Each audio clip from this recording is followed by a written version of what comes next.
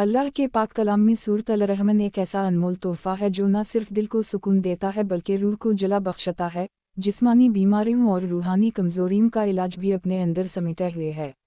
यही वो सूरत है जो कारी को जन्नत के बागात की खुशबू महसूस कराती है और सुनने वाले के कानों में गोया जन्नत के चश्मों की रवानी की सरगोशी करती है। जब अल्लाह ताला ने अपने महबूब नबी सल्लल्लाहु अलैहि वसल्लम पर यह सूरत नाज़िल फरमाई तो गोया रहमत का एक दरिया बह पड़ा, जिसके हर कतरे में शिफा, सुकून, मोहब्बत और अल्लाह की अज़मत का पैगाम था।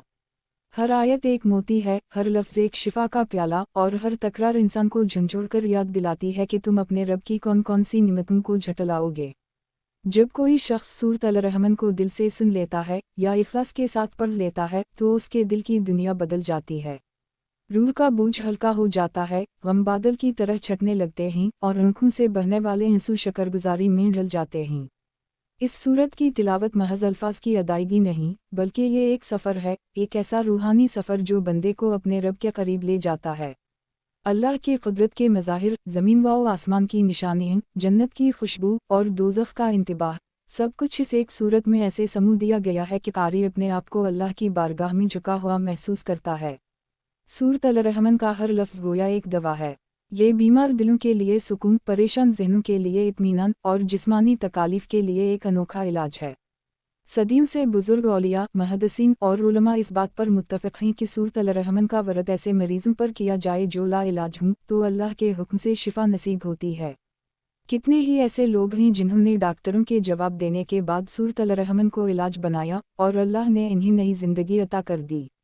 इसका राज यही है कि ये अल्लाह की रहमत की तजली है और जब रहमत का समंदर बहता है तो बीमारी, गम और अंधेरा सब बह जाता है।